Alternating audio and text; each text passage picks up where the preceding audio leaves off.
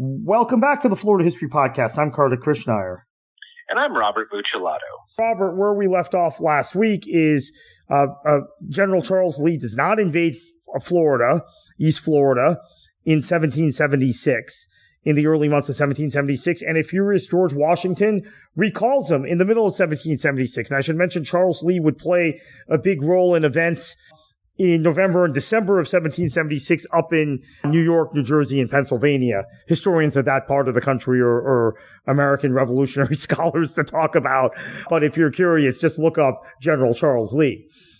Now, in 1777, the Americans decide that they are going to invade again. And so they tasked this time Georgia Governor Burton Gwinnett, who, of course, Gwinnett County, Georgia is now named for, to gather a force to target St. Augustine and to try and invade by February of 1777. Again, they're in a real rush to do this. I mean, they're not.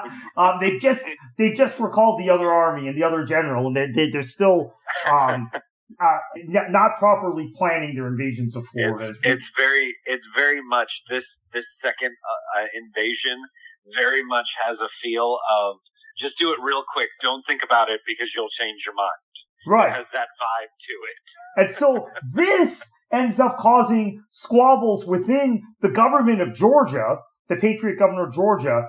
There are delays because of the internal squabbles. And in fact, General Lachlan McIntosh, who McIntosh County, Georgia is named for, challenges him to a duel. And they fight a duel, and Gwinnett gets wounded, and he eventually dies from his wounds. So just the most unhelpful thing to be doing. Right. At this particular moment in time. So, I mean, the British are watching all of this with amusement. So, in fact, as I talked about in a previous episode, the British by this time, whatever racial views the British had, you know, I saw it in some of the things that we used for research and wrote this passage. The elite British opinion had turned on the racial question. And they determined while they still found the natives, the Indians, the Native Americans, whatever you want to call them, quote, crude, unquote, and viewed them as their racial inferiors, they believed they were more loyal and more worthy of friendship than the Patriots, who by this time were considered uncouth rabble-rousers, incapable of any sort of loyalty or any sort of discipline. So they had gotten, and then the British are watching this in Georgia saying, okay, this reinforces this new racial view of ours, that even though we have subjugated the native peoples, we actually think they're probably more worthy now than these settlers, who, of course, you know, the British society has always been rife with classism. The military officers who were sitting in Florida were all upper class Tories, and a lot of these American patriots were lower class people who had left Britain, right? And that's the way they viewed it.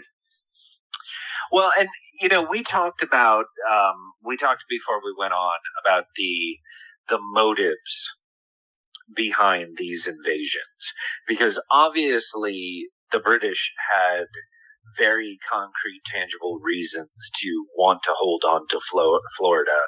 A lot of them had property here.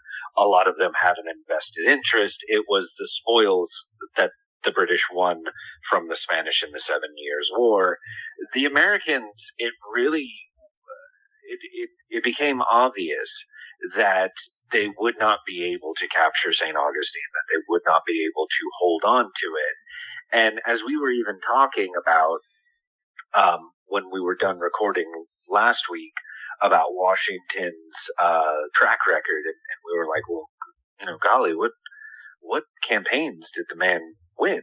and we kind of just concluded that really what they were trying to do with these invasions was really just kind of sow chaos in every colony, basically. Yeah. To just put so many fires in place to where the British just couldn't continually put them all out. They would be exhausted. And especially when you have this entire year period, really, where Washington is evading capture and is evading a final conflict with the much better, larger, well-armed British expeditionary force that was sent to basically put him down and get him at the bargaining table to end this conflict. It was imperative that the colonial army, what it was at that point in time, do something, and that was, keep inflicting chaos in places like Florida. So basically, in our mind, our agreement was that they obviously knew with these 3 campaigns that they would never get St. Augustine unless it would be at the bargaining table. But in order to win this conflict, they had to get Britain's enemy, which was Spain and France, to come to their rescue. And in order to do that, they had to buy time. And in order to buy time, they had to do crazy things like invade Florida, invade Canada. Yep. After all these internal problems and the Gwinnett thing, Lieutenant Colonel Samuel Elbert is the new appointee by the Continental Army to lead the invasion of East Florida.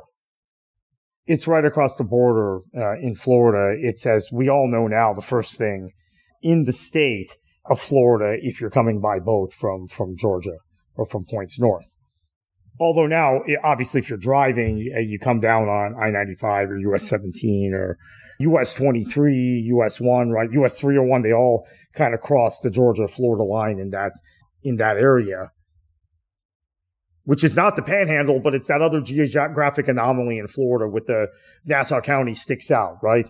Is north of most of the rest of Florida. You would cross into Florida, and then I think you have to take Highway 100 further than the beach in Amelia Island. That's how you get there now. Anyway, in April 1777, Governor Tonin was made aware that the American rebels once again planned to invade Florida from the north. And on May 10th, the American forces crossed the St. Mary's River into East Florida. Unlike in 1776, when British troops were lined up along the borders, we talked about in the last episode, and talking about General Charles Lee and his inaction, British forces were not amassed along the St. Mary's River, and American troops walked into Florida largely uncontested, at least initially. So in this circumstance, given what was going on with the American invasion, British officials believed that plantations, which could potentially provide aid to the incoming Continental Army, should be completely scuttled. General Prevost, who was in charge of the defense of East Florida, recommended a scorched earth policy common in warfare at the time, right, as a result of the American invasion. And I should mention Prevost's son was actually a provost. It was also the name of our new pope, surname of our new pope. His son ended up becoming the great defender of Canada in the War of 1812 against the American invasion. We talked a lot in the last episode about the U.S. invasion, or the American Continental Army invasion of Quebec. In 1812 and 1813, there's another American invasion of Canada. Prevost's son learned some of the scorched earth tactics from his father's defense of East Florida, applies them to Canada, and defeats the Americans in those battles, and drives the American invader out of British Canada in 1813, and obviously they go on the offensive in 1814. So anyway, let's get back to this campaign. So interestingly enough, one of the plantations that was to be burnt down was that of Governor Tonin himself. And Tonin, for all his previous missteps, we did a whole episode on that, was kind of heroic in this moment, right? He, from the British perspective. And he had all these conflicts with Prevost, actually.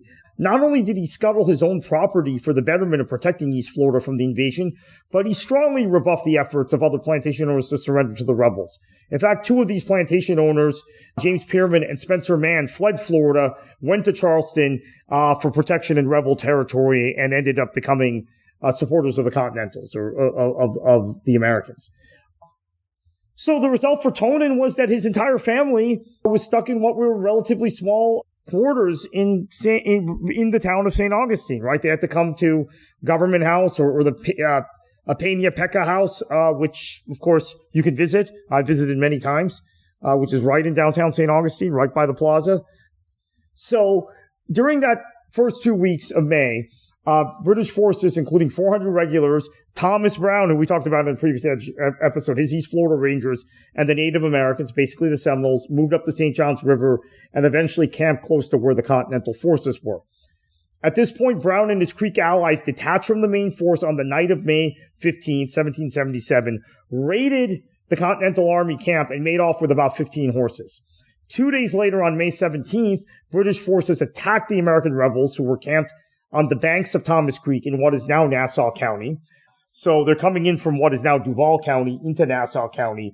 They ambushed the rebels, and many fled at the first sight of British regulars. This is the indiscipline of the militia that you read about constantly in chronicles of the American Revolution and the Patriot forces. So on May 25th, after regrouping on Amelia Island, the American forces withdrew to the other side of the St. Mary's River, and this invasion was thwarted. This was now an invasion that was quite frankly an absolute failure. So the skirmish or the Battle of Thomas Creek would prove to be the deepest penetration of the war for American forces into East Florida. But at the time, it was seen just as a temporary setback. Planning began again in earnest of the Continental Army for another invasion with better preparations, better provisions, better strategy perhaps, and maybe more disciplined soldiers. And so what ended up happening was the Americans were feeling like this was a temporary setback, and it was because of all of the drama before the campaign that we talked about earlier, and it had nothing to do with the actual lack of penetration and difficulty of actually invading East Florida. So the Americans are determined to go again, and we're going to pick up with that next week.